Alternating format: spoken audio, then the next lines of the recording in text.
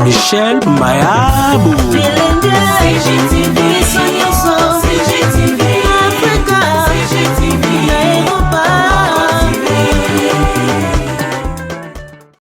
Abonnez-vous sur Congo Gold TV et n'oubliez surtout pas de cocher la sonnette quand vous vous abonnez pour recevoir des notifications de chaque mise en ligne des nouvelles vidéos. Nous voulons faire voir aux enfants de Dieu que malgré les difficultés, malgré les souffrances, malgré tout ce que nous sommes en train de vivre pendant ces temps de la fin, corona, difficultés, célibat, notre Dieu est capable de nous faire sortir de cette situation. Tous ces problèmes représentent ce que nous appelons égyptiens. Alors nous parlons de l'égyptien dans deux facettes, égyptien spirituel et égyptien physique. Les réalités que nous sommes en train de vivre sur cette terre des hommes représentent l'égyptien. Il y a des amis qui sont malades, il y a ceux qui cherchent le mariage, il y a ceux qui ont des problèmes, ainsi de suite. Alors bref, tous ces problèmes terrestres constituent ce que nous appelons égyptiens. Mais il y a un être suprême qui est capable de donner solution à tout ce que nous présentons comme problème.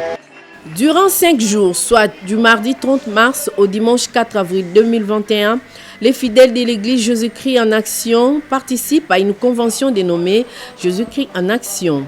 Sous le thème « Les Égyptiens que vous voyez aujourd'hui, vous ne les verrez plus jamais » et c'est dans le cadre des 10 ans d'anniversaire de cette église. Prières, prédications, louanges, adorations sont au rendez-vous. Une occasion pour le pasteur Florent Mutombo d'exhorter les peuples de Dieu.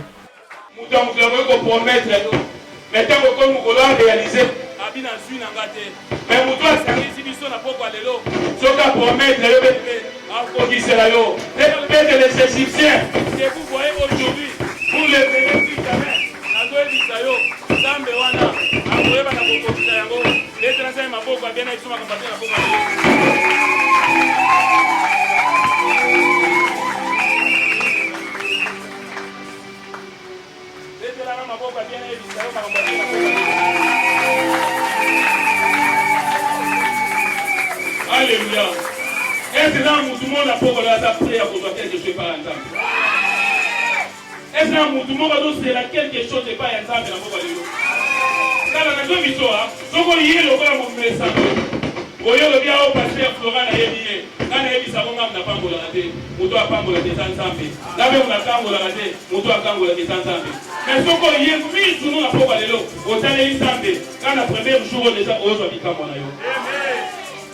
Les Égyptiens que vous voyez aujourd'hui, vous ne les verrez plus jamais. Les maisons à Moutouté, et Malobansamba, Zola Moussali Naye, et le Moïse à Sate, le Résatou Nabiso, aujourd'hui mandat, il y a Kosa et l'ensemble, Ndena Zoé Bisayope, par Égyptien, va tout dire ça, et au monde a pas de Alléluia. Moutouta Logotou n'a pas l'Égyptien, on est banani.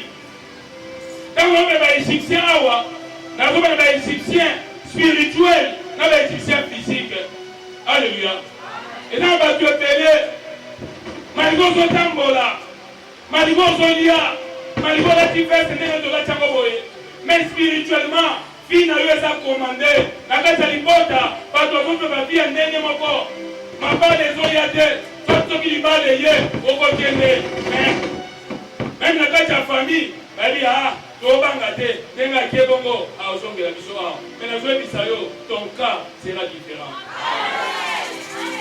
ton cas sera différent.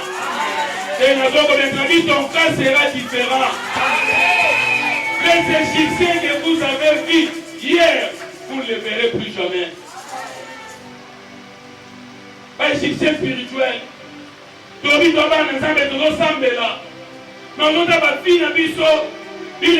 sommes les seuls du monde. Mais si vous avez des fois, ils ont fait sa bateau, les basali bandé, Yesu. Ils ont goûté, Yakolanda, c'est là où ils sont Dolandi. Alléluia. Yamana Rotan a droit, sans passer quelque chose à 2021. C'est 2021, où est les caillots bon côté. Soit les Camerounais, ça n'y parle, la balle na yo. Soit les Camerounais, ça vous sala, sala na yo. Soit les Camerounais, ça vous ma femme, vous sommes à 1000. Soit les Camerounais, ça vous voyager na yo. Soit les Camerounais, et ça vous vous Zambé. Alléluia. Zambé, Azobela Moïse. Voilà, parce que vous-même, la carte d'Égypte. baumeli na kati ya pasi na kati ya minyoko bible ezoba ipanda osesa misala ya makasi yana bato mosuwa malingo ozosambela mais spirituellement tu es en train de souffrir même physiquement osala mosala ya makasi mais en réalité reveni ezobala na mosala ozosala te. Alléluia. yango nazoyebisa yo nzambe po akota likambo na yo tala oyebi nzambe po akambola peuple mobimba ya Israel oyo ezalaki libota na ye asaleli bato mibale te asalaki Moïse ndenge nazoyebisa yo Moïse azalaki na mission ntango bakomaki liboso ya mer rouge esika babeta lingenda na mai esani ekabwana basani balimi teleme ntango Moïse abeti lingenda soki moko ya bana Israel ade koleka te yali kama nzambe yango ndenge oye na milulu oyo yaka na détermination oyebi nzambe akosangisa biso ebele koyeka mpona pamba te eza na bato oyo milulu oyo ekotika témoignage na kati ya bavi na bango nakoye biso verité ndenge milulu mosusu tosala etika batémoigne na vi ya bato mosusu batémoigna ndenge milulu mpe kotika témoigne na kati ya vi ya motu moko wezo komo mesano te nga nalaki awa nakie na ndako na bongami 12 heures nazalaki awa mais maintenant mposa nzambe ase l'église o quelque chose nga na mposa mpe changer nga na mposa mpe biso mpe batanga mpe biso so baotanga na ntango ali mpe jésus krist na nzio ezalaka mpe nazoyebisa oyo eza ta na biso baegyptien baza banani baza makambo oyo tozokutana nango mabale eza te misala eza te maladi na kati ya nzoto makambo esimba te rien ne marche makambo nyonso ezotungisa yo na kati ya libota bundoki etelemi bazwi bavia bato batie na sani batie na kati ya nzungu bali na kati ya liboto bazwa na bango misala me mabala bazwa te bato mosusu bayebisi bango batanga bango baklasse bango balicencie bango badokter lokola mutombo me misala basala te nazoye biso na pokwa lelo na nile bakondamnation ya libota na yo nabina nile bakondamnation wana. Alléluia.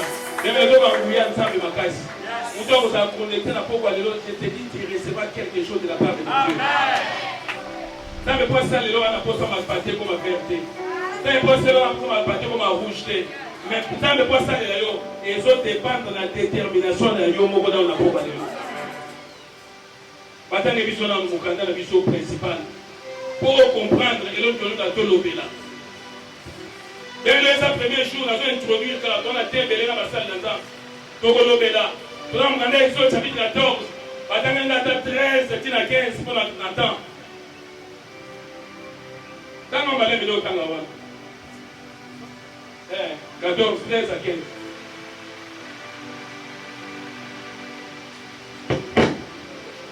totangi na kombo na Yesu Kristo ya Nazareth. Amen. Moïse répondit au peuple: ne craignez rien, restez en place et regardez la délivrance que l'Éternel va vous accorder à ces jours. Car les Égyptiens que vous voyez aujourd'hui, vous ne les verrez plus jamais. L'Éternel combattra pour vous et vous gardez silence. Parole du Seigneur.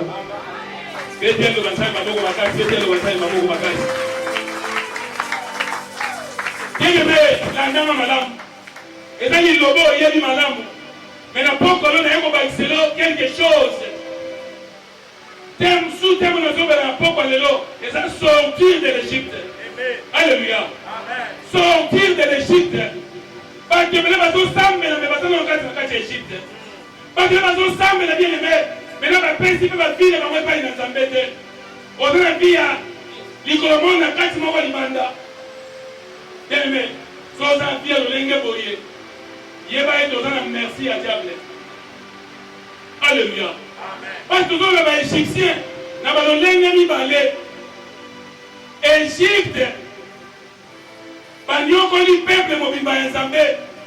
Nous Israël va continuer à faire plus de 4 siècles. Il y a 4 servitudes.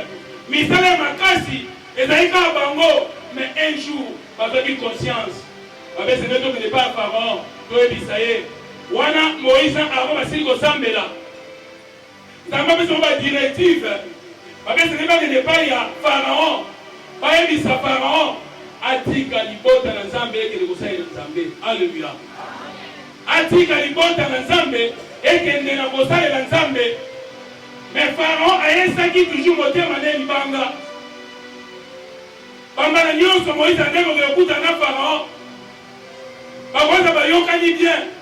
Mais Pharaon na suka osande bayokana kite. Nzambe tinda iba soterel.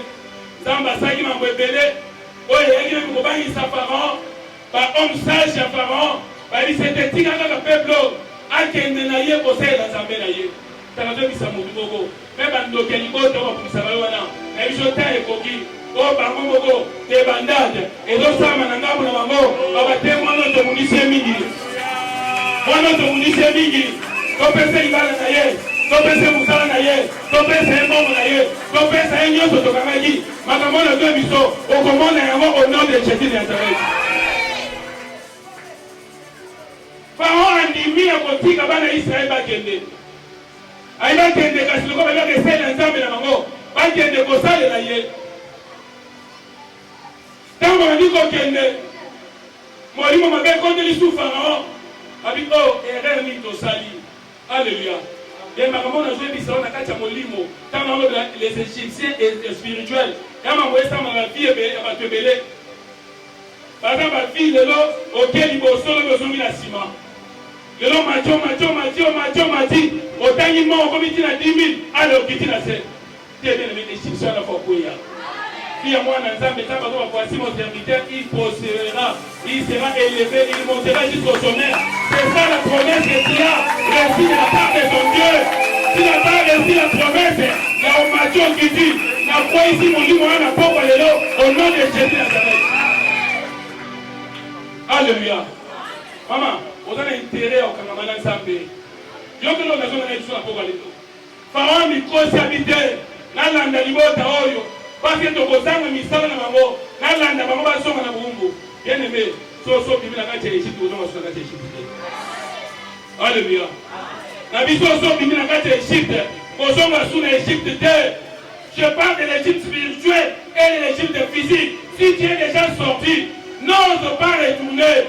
Parce que quand tu vas retourner à l'Égypte, ça sera maintenant le début de ta mort.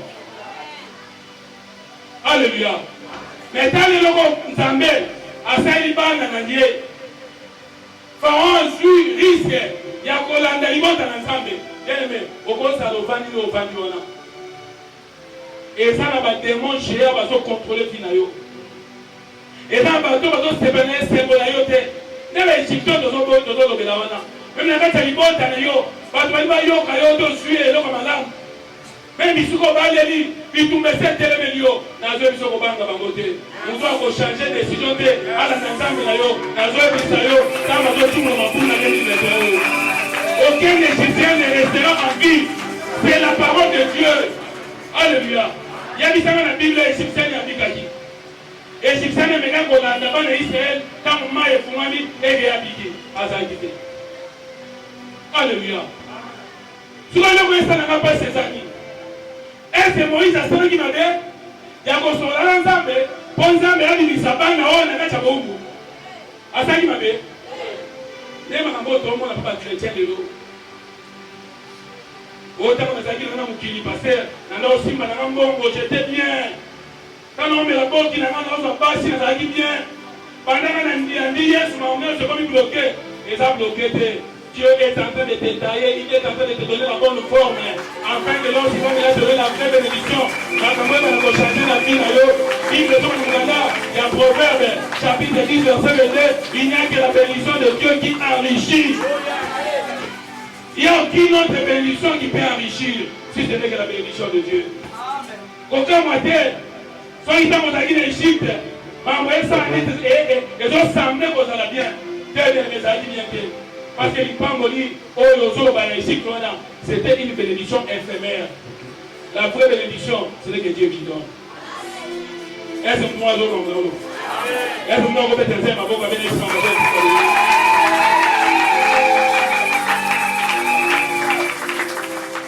Maman m'a dit qu'on a un bango. Maman n'a maman yo kangai. Et ça, on a commencé à la église. On a les cabines à passer ma casse. On a souffrir. même dans l'église, ma pension vous déjà à Wate, mais nous avons besoin de l'eau et pour la yo. Alléluia. La vie sans besoin de l'eau et pour la yo. On souffle au monde en mouton qui me la tête, au monde n'est pas yo qui me la tête, au monde n'a pas eu la tête, n'a pas besoin de mise sur la pauvre de l'ensemble. Il y a un mal au bambou pour la pauvre de yo. Il y a une solution pour la licamunayo. Mise de terre la batute, mise de terre l'ensemble. Quand tu peux avoir besoin de la tête, parents juriste à Rolanda Bango, avec nous qu'on a d'abord Israël, dans le Batali, Nassima, Pamoni Pharaon Zoya, Batali Bozo, Pamoni Mer Rouge. Alléluia. On va dire qu'on va nous la Moïse. Moïse, c'est un mot de l'Axani. Et c'est là aussi que nous avons beaucoup en Égypte.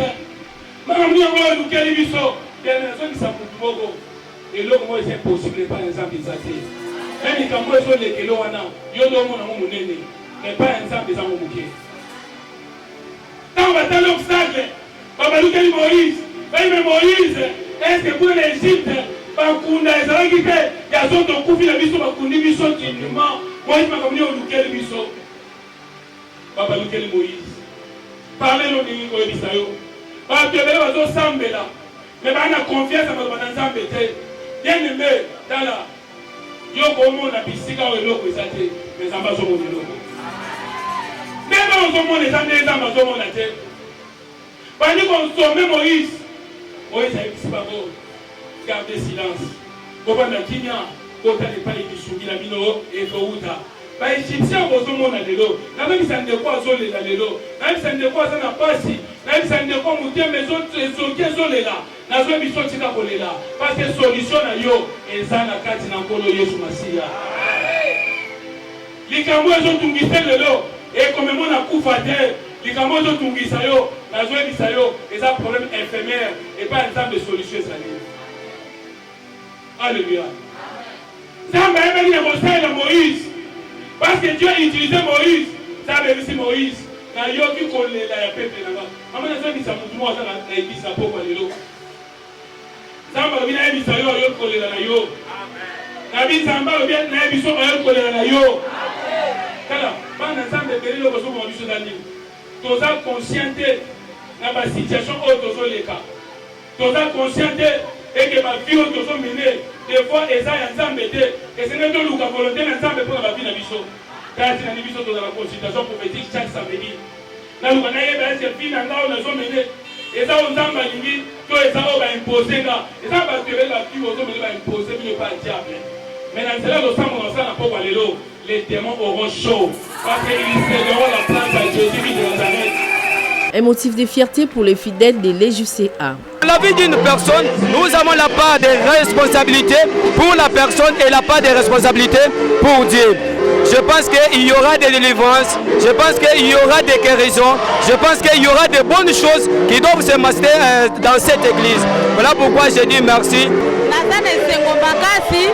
Par rapport à prière et l'équipe Mokolo Lelo, en tout cas, na moni nzamba mi monisi, tokangwami, onyo se kangama ki pona tina na biso nazana sir na kondima ete nzamba se akangoli biso. Nazana esengo makasi komona ndenge prière ya lelo elekani na moni ba délivrance salami pona tina bomo na biso na sepeli makasi. Église Jésus-Christ en action est située au numéro 68 de l'avenue Mangengenge, au quartier Mokali, dans la commune de Kimbanseke, dans la partie est de la capitale Kinshasa.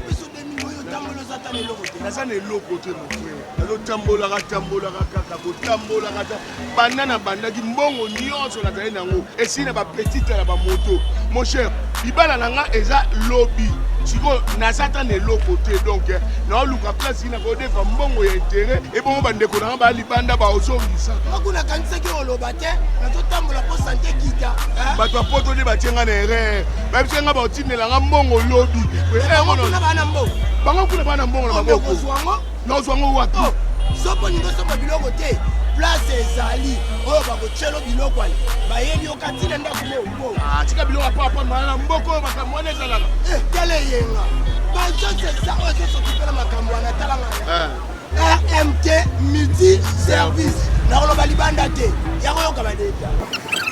Receive Money Today. RMT en sigle multi-service. Monsunge Yaba Congolais, ya RDC, P ya Poto. À à disposition d'Abino, par service Ebeli. Ya qualité, na rapidité puis fiabilité. Tindambongo en dollars, tout en euros. Na RDC puis Angola, à partir ya Europe, tout ya Amérique. Kaka lelo, libota pe et lelo. Sans condition. Avec service et remise express, à domicile, tout par transaction mobile. Notez bien, na Angola, RMT multi-service, à Zali Kopé Sambongo, na dollars et non en kwanza. Au 10 dollars, aux 8 dollars. Moni maison, au moni ol, yangai. Omemangonga mokote, mutu kezali. Oyoka obaloba na français livraison à domicile. Elaksini. Ba yo tikela on ndako. Loso, oui, donc nyonso ekosala fête na yo za malamu okutango. Ah, d'accord. Nga benzi 400 personnes, biloko mukeboy, ekoka 400 personnes.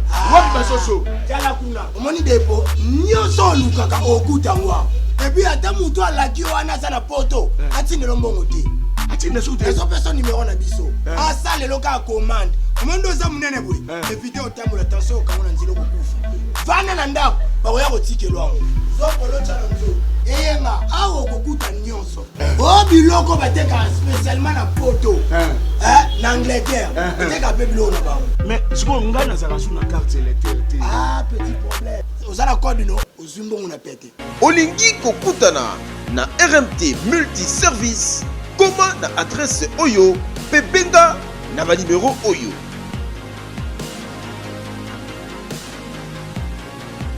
RMT multi-service. Lisungia ba ebaza libanda na ba ebaza na kati ya mboka. Ah! Na panzani.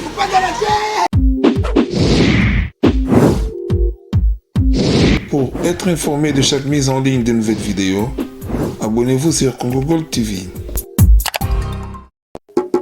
CGTV, CGTV, maman, CGTV, papa,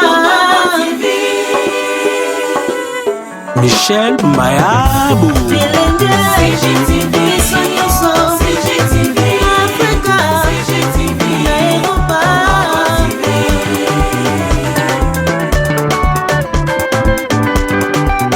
Ba émission ya kitoko culturel, politique, religieuse.